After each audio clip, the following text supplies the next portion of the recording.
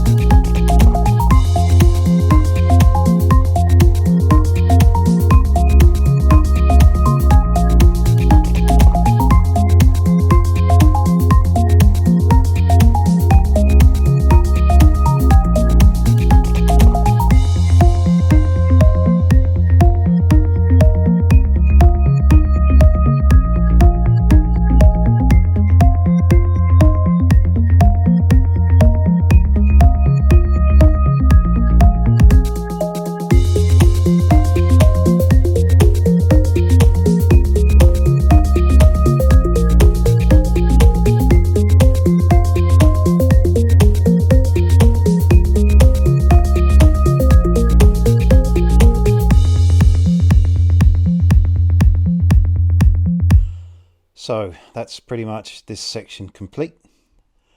So I thought I'd give you a big sort of a bit of a tour around the tank, having now completed 4 days of the build.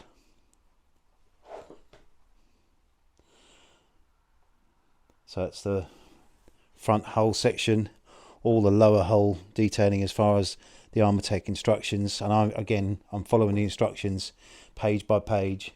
I'm probably doing it out of turn if you're an advanced modeler, but I'm going on the basis that I've never done something like this, so I'm going to follow Armortek's recommendations. Thoroughly enjoying this, albeit there is some frustrations along the way, but as long as you're patient and take your time and understand that it is all about patience and understanding that you don't build this this is a very slow process, but again, hugely enjoying and rewarding.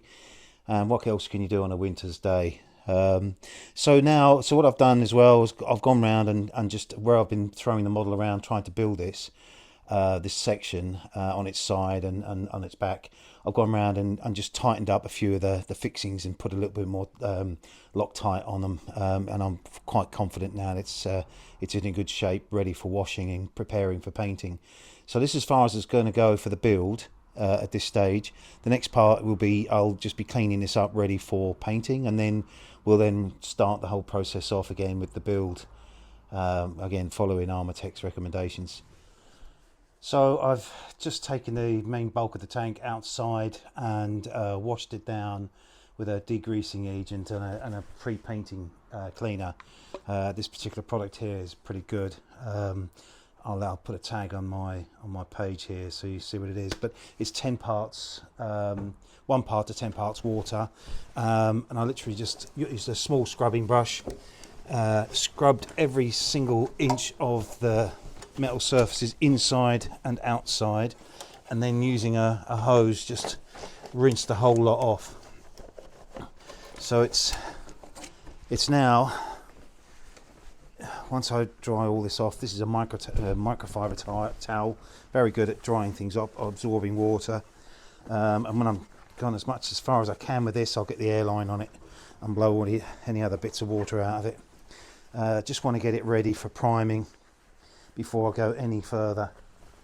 So it's it already, just feeling the surface of the metal doesn't feel, I'm not getting that deposit on my fingers, that black deposit that you get off of metals, aluminiums, that kind of thing. So it's done its job, and I think by doing this it gives the primer a better chance of actually sticking and adhering to the metal. I've seen paint jobs where if you don't do this, over time they flake and then the paint particles break down, so it's not advisable to paint any metal surfaces. And of course, when it comes to the wheels and the drive mechanisms that's on show on the outside of the tank, all of those will have to be individually washed as well, just to give the paint half a chance of sticking and bonding. So just by this microtile is absolutely fantastic. It seems to be taking up most of the moisture off of it. I don't want to leave anything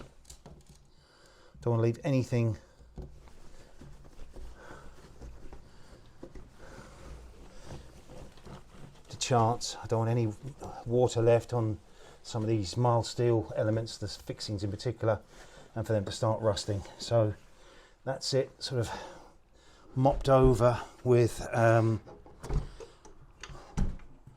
that. I'm now going to just give a shot of the airline.